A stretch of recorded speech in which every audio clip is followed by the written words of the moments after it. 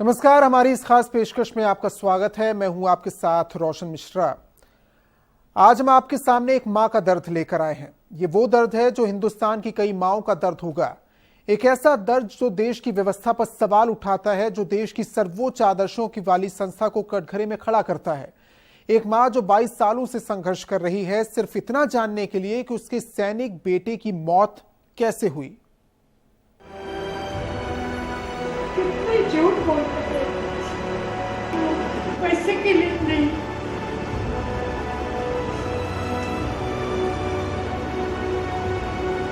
कहते हैं वक्त सारे जख्म भर देता है, लेकिन वक्त की उम्र बढ़ती चली गई और इस मां का दर्द हर गुजरते पल के साथ गहराता गया।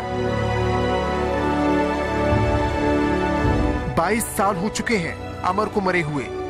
अमर इस मां का बड़ा बेटा था नहीं कहेंगे, क्योंकि अमर तो अमर है इस मां की नजरों में, जो 1993 से जंग लड़ रही है।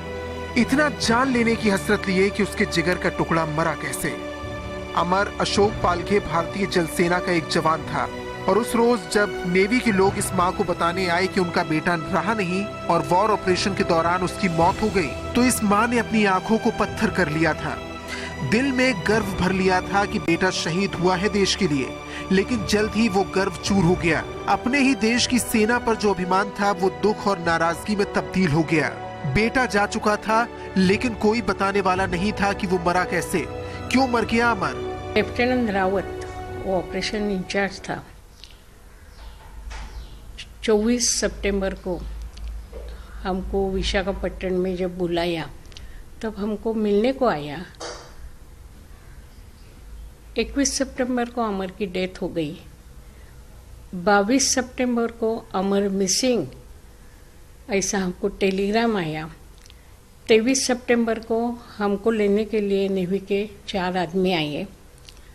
जब हम विशाखापट्टनम गए तो लेफ्टिनेंट रावत हमको मिलने को आया। उसको मैंने पूछा कि अमर की डेथ कैसी हो गई, तो उनके हाथ में पोस्टमार्टम का रिपोर्ट था, तो भी वो झूठ बोला। वो बोला मे बी हार्ट अटैक। मेरा लड़का इतना अच्छा तंदुरुस्त था, उसके हार्ट अटैक की वजह से डेथ हो ही नहीं सकती थी। नेवी का बर्ताव उस मां को चुभ रहा था जिसने अभी अभी अपने उस बच्चे को खोया था, जो अक्सर मां के घुटनों पर सर रखकर उसके हाथों को थाम कर कहता था कि उसकी चिंता ना किया करे और हमेशा मजबूत बनी रहे।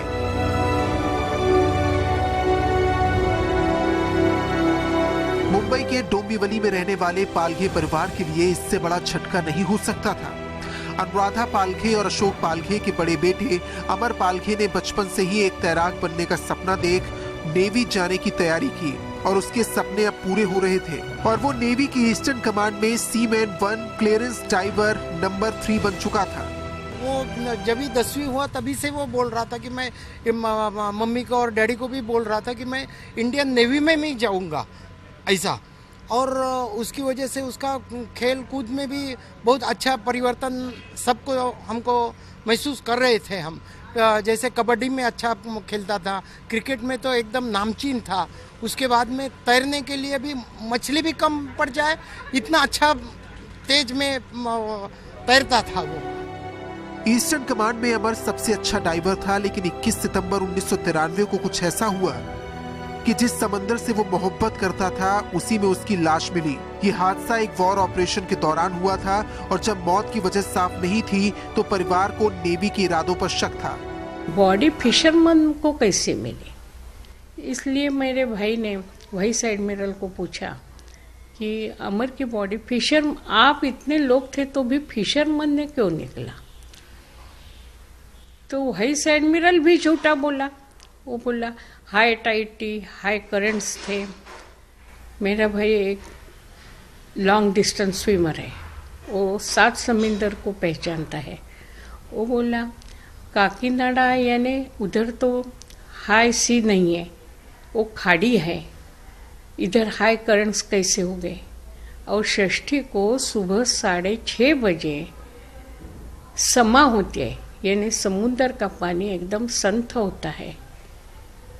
मेरे भाई ने वाइस एडमिरल को पूछा आप झूठ बोलते हैं क्या? वो टाइम हाई टाइड और हाई करंट्स हो ही नहीं सकते, लेकिन उन्होंने सुना नहीं। पता नहीं कितनी दफा ये माँ अपने बेटे के लिए मरती है, पता नहीं कितनी दफा वही दास्तां सुनाती है, कभी नेवी को, कभी कोर्ट को, कभी मीडिया को, कभी समाज को और कभी देश के बड़े बड़े नेताओं को। लेकिन जो दर्द हर बार इस माँ के दिल में सुनामी बनकर उठता है वो शायद ही कोई देख पाता है। अमर की मौत कैसे हुई जानने के लिए अनुराधा पालके ने इंसाफ की लड़ाई शुरू की और आज भी इंसाफ हासिल नहीं हो सका है। Somdutt Sharma, live India, Mumbai. मुंबई की अनुराधा जिनकी हड्डियां बूढ़ी हो गई हैं लेकिन उनके हौसले को वक्त की उम्र कभी नहीं लगी। ये एक मां का हौसला ही है कि वो अपने बेटे के लिए इंसाफ की जो जंग लड़ रही है उसके लिए जब जब कोर्ट जाना हुआ, मुंबई से हैदराबाद तक का उसने सफर किया, निचली अदालत से अपने हक का फैसला हासिल किया और हाई कोर्ट से भी। 24 लेटर मेरे हस्बैंड ने नेवी वाले आदमी को भी लिखे। हमारा लड़का गया तो रोने को भी हमको टाइम नहीं था। रात दिन लेटर लिखना और उसका क्या जवाब आता है वो देखना, यही हमारा काम था। इंक्वायरी हो गई, लेकिन जो सच बात है वो तो कुछ आया नहीं। सोच कर देखिए कि एक माँ का बेटा मर जाता है और उसे ये तक नहीं पता कि उसके बेटे की मौत कैसे हुई। नेवी को तमाम चिट्ठियां लिखी लेकिन अमर की मौत को लेकर कोई भी सही जवाब नहीं मिलता। 8 जून 1994 को नेवी की रिपोर्ट आई। इंक्वायरी में नेवी के operation in charge lieutenant commander VP Rawat को दोषी पाया गया, लेकिन रावत पर कोई कार्रवाई नहीं की गई। 1997 में अमर के पिता अशोक पालघे ये मसला लेकर कोर्ट पहुंचे। आंध्र प्रदेश के काकीनाडा कोर्ट में केस चला। आंध्र प्रदेश की काकीनाडा कोर्ट ने अमर की मौत को संदेहास्पद बताया और मुआवजा देने का आदेश पारित किया, लेकिन नेवी ना तो इस मां को मुआवजा देने को तैयार थी और ना ही मौत की वजह को साफ कर पाई थी। नेवी ने हैदराबाद कोर्ट में अपील की। इस बीच अमर के पिता अशोक पालघे का साल 2007 में देहांत हो गया, लेकिन मां की जंग जारी रही। हम लोग केस कर रहे हैं, लेकिन उसका नतीजा मिला है कि ये केस इनके साइड से हो गया है। फिर भी उनको अभी तक ये मालूम नहीं कि उसका अंत कैसे हुआ, और नेवी में जिसके कारण और जिनके कारण उनका हुआ है उनको कोई भी पनिशमेंट अभी तक नहीं मिल रही। और मैं समझती हूँ कि एक माँ का इतना तो हक जरूर है कि उसके बेटे का मृत्यु कैसे हुआ। हैदराबाद हाईकोर्ट में जब सुनवाई चली तो नौसेना की ओर से जो भी दस्तावेज दिए गए, इंक्वायरी रिपोर्ट दी गई, जो बहस हुई, उसके बाद हाईकोर्ट ने नेवी की इस अपील को खारिज करते हुए निचली अदालत के फैसले को बरकरार रखा। हैदराबाद हाईकोर्ट में 4 पॉइंट जजमेंट में लिखे हुए हैं। पहला पॉइंट है, जो इंक्वायरी हो गई है वो बराबर हो गई नहीं। उन्होंने गुनहगार ढूंढा है लेकिन कोई उसको सजा की नहीं है। अमर का डेथ गूढ़ आणि संशयास्पद, सस्पिशियस है। और चौथा पॉइंट है, उनको नुकसान भरपाई कॉम्पेंसेशन नौदल ने देना ही चाहिए। हाईकोर्ट ने भले ही इस मां के हक में फैसला दिया, लेकिन इन सब के बावजूद नौसेना को फर्क नहीं पड़ता। 2 साल हो गए हाईकोर्ट का फैसला आए, लेकिन अब तक नेवी दोबारा इंक्वायरी करके मौत की वजहों को ना तो सामने रख पाई है और ना ही मुआवजा दे पाई है। और वकीलों के मुताबिक इसकी जो वजह है वो बड़ी भयावह है। मूलभूत सवाल जो इस बात में पैदा होता है वो ये है कि एक माँ का बेटा गुजर गया। वॉर नहीं था, वॉर टाइम नहीं था, पीस टाइम था। वो ट्रेनिंग में था, उसमें उम्मीदें थी, वो अच्छा स्विमर था, इसलिए उसको डाइविंग जिसको बोलते हैं डाइवर बनना था। उसकी जो मृत्यु हो गई वो सस्पिशियस सर्कमस्टेंसेस में हो गई। उसका शव 3 दिन बाद समुंदर से फिशरमैन ने निकला। माँ को डर लगा कि ये ठीक नहीं है। 17 साल वो झगड़ रही है कि मेरा बेटा कैसा गुजर गया। पोस्टमार्टम का रिपोर्ट तक उसको दिया नहीं गया। हाईकोर्ट में पिटीशन किया। नेवी ने इंक्वायरी की। नेवी जान रही थी कि अपराधी कौन है। पोस्टमार्टम में क्लियर था कि शव जो था उस पे एंटीमॉर्टम मृत्यु पूर्व इंजुरीज थी, मरने के पहले की। फिर भी नेवी ने जो डिफेंस लिया वो डिफेंस ये लिया कि हम ये बताएंगे नहीं, हम सार्वभौम हैं, हम सरकार का एक विंग है, वी आर सॉवरीन और वी हैव सॉवरीन इम्यूनिटी। हम आंसरेबल नहीं हैं कि हमारा कोई कर्मचारी अगर गुजर गया तो उसके लिए हमसे कॉम्पेंसेशन मत मांगो। लाइव इंडिया की टीम जब अनुराधा पालके से सारी जानकारी ले रही थी तो साथ में नौसेना का पक्ष भी जानने की कोशिश की गई। हालांकि हाईकोर्ट का फैसला ही अपने आप में सब कुछ कह देता है, लेकिन नौसेना हाईकोर्ट के फैसले को अमल में लाने के लिए क्या कर रही है ये जानने की कोशिश की गई तो वहां से जवाब देने से इनकार कर दिया गया। अमर की मौत का मामला निचली अदालत के बाद अब ऊपरी अदालत में चल रहा है, लेकिन जब हमने इस बारे में नेवी के अधिकारियों से बात की तो उन्होंने कैमरे पर बात करने से इनकार कर दिया। कैमरामैन जीतू गोयल के साथ सोमदत्त शर्मा, लाइव इंडिया, मुंबई। यहां रुकेंगे एक ब्रेक के लिए, बहुत जल्द लौटते हैं। आप देखते रहिए लाइव इंडिया।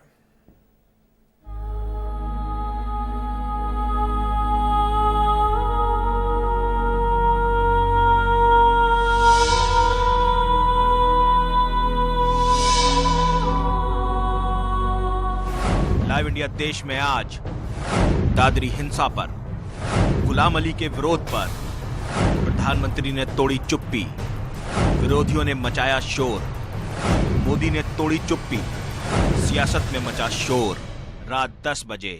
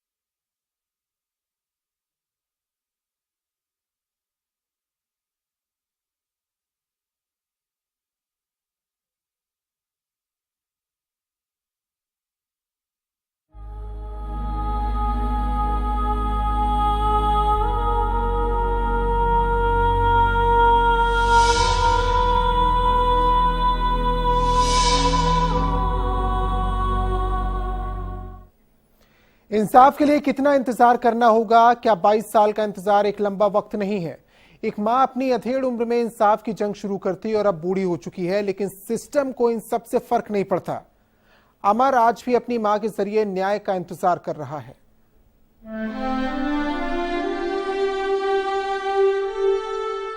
वैसे तो ये आंखें नम नहीं होती, लेकिन जब दर्द सीने में भर जाए और यादों का दबाव पड़े तो आंसू छलक ही जाते हैं। इंडियन नेवी के एक जवान की मां आज इंसाफ की जंग लड़ रही है। 22 साल हो चुके हैं, लेकिन हौसला टूटा नहीं है। और ये मां चाहती क्या है? बस इतना ही ना कि उसके बच्चे की मौत की वजह साफ कर दो। कि अमर की डेथ कैसी हो गई है, ये सच जो है वो मुझे समझना चाहिए। जिसके वजह से डेथ हो गई है उसकी फिर इंक्वायरी होना चाहिए।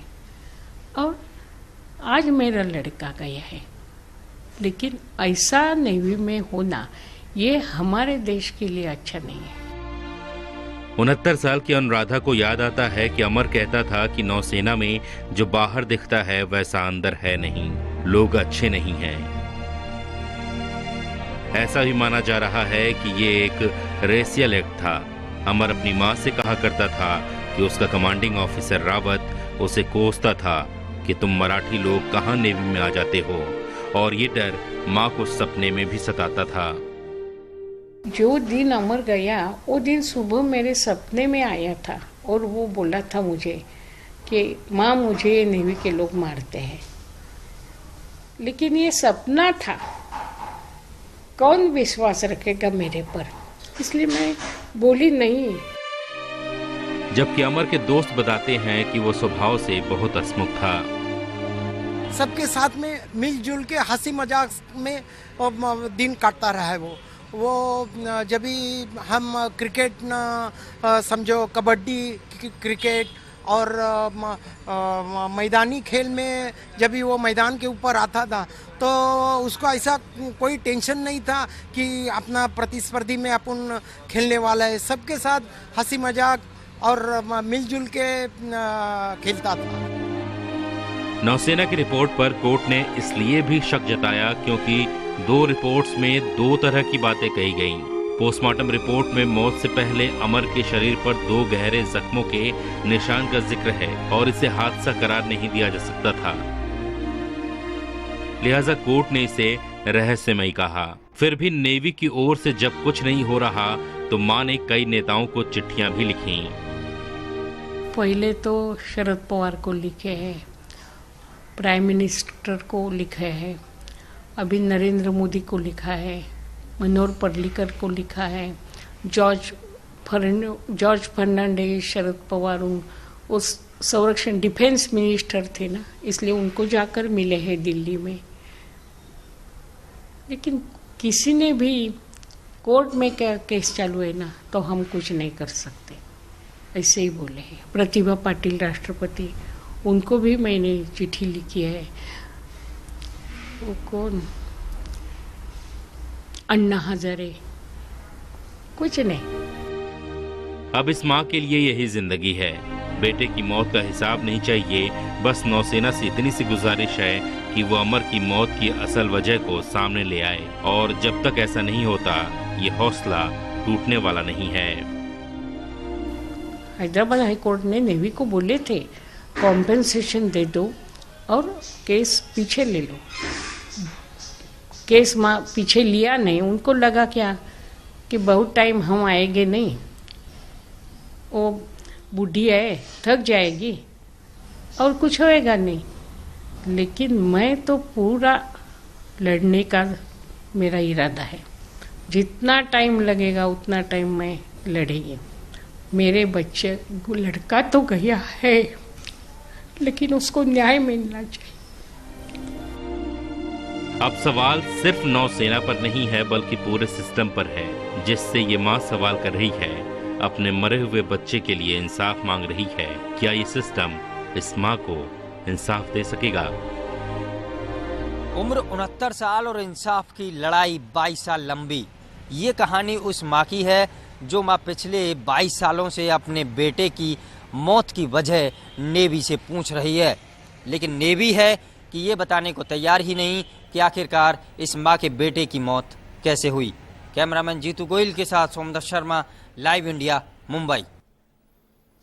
और यहाँ वक्त एक ब्रेक का है, आप देखते रहिए लाइव इंडिया।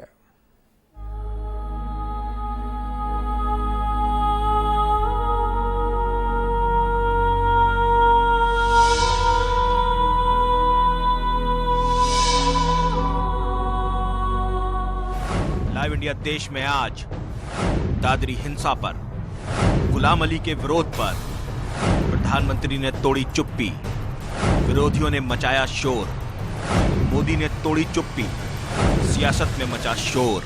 रात 10 बजे।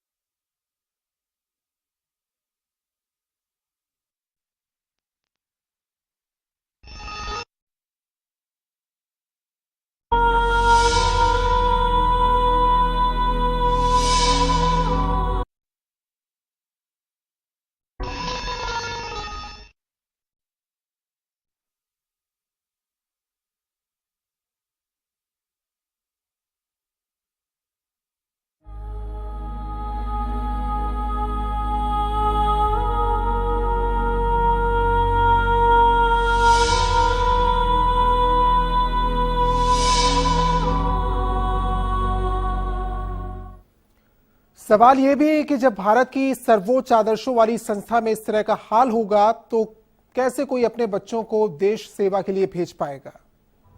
When you decide to be part of the Navy, you decide to go for missions instead of sales meets. You decide to answer your life's calling rather than sit back and answer calls. नौसेना विज्ञापन देती है और युवाओं को नौसेना join करने के लिए प्रेरित करती है। You decide to turn your goals into glories. So, now you decide. Indian Navy, beyond limits, beyond horizons.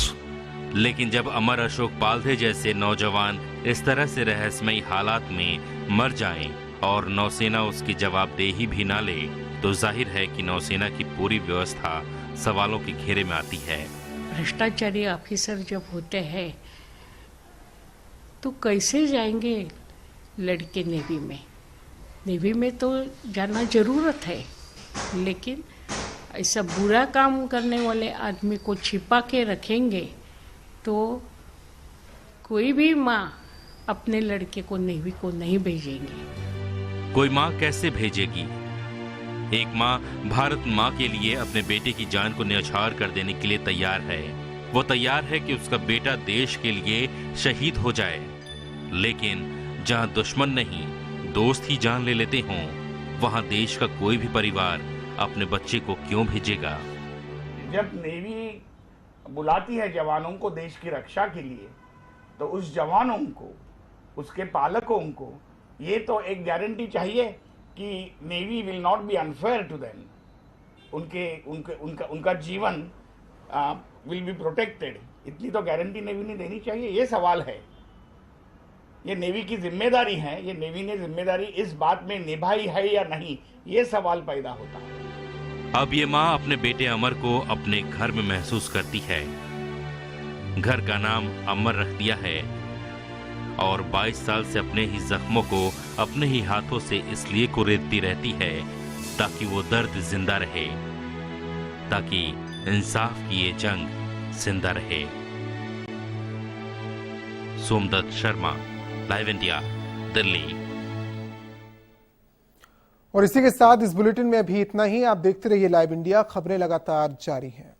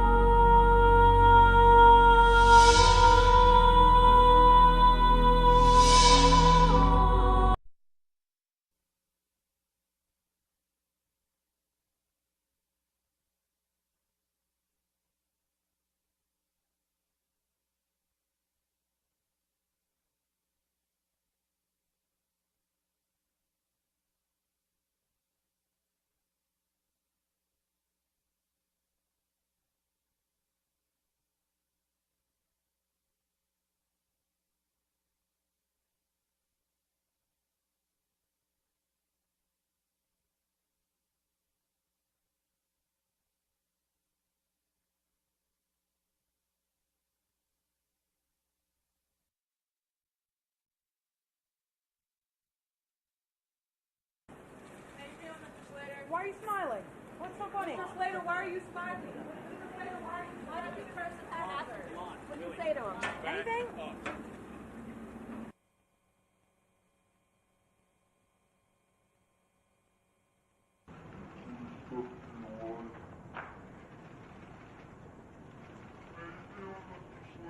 Why are you smiling? What's so funny? Slater, why are you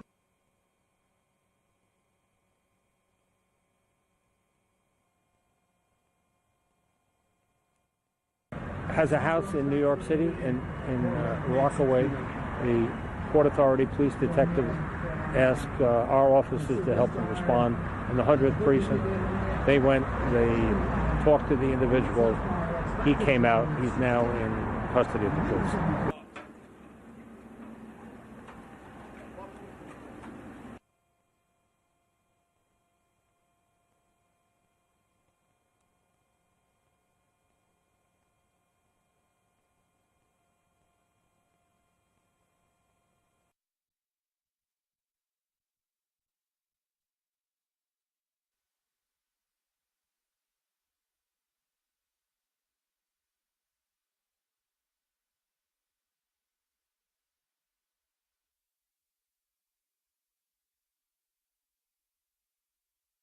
The ice island that broke off northwestern Greenland on Thursday is about the size and area of 4 Manhattans.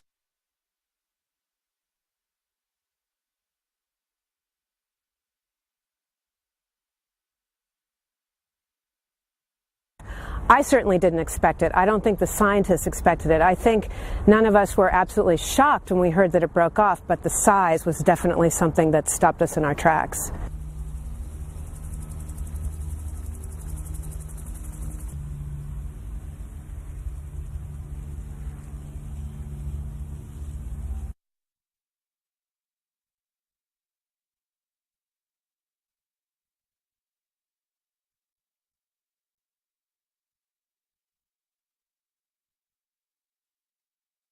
This is a very anomalous event in the sense that the last time that a large piece has been broken off Petermann Glacier of Greenland was in 1991. That was about half the size. And before that, in the 60s, early 60s, the precise date is not known, a piece of about the same size broke off that same glacier.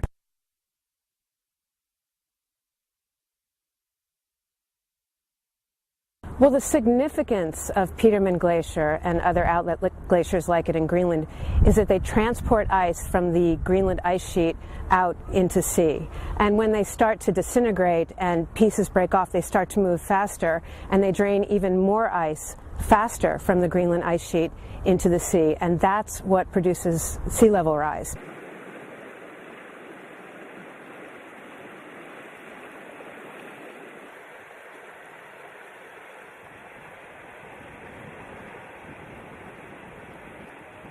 I think this is more evidence to add to the growing body of knowledge that shows that climate change is happening.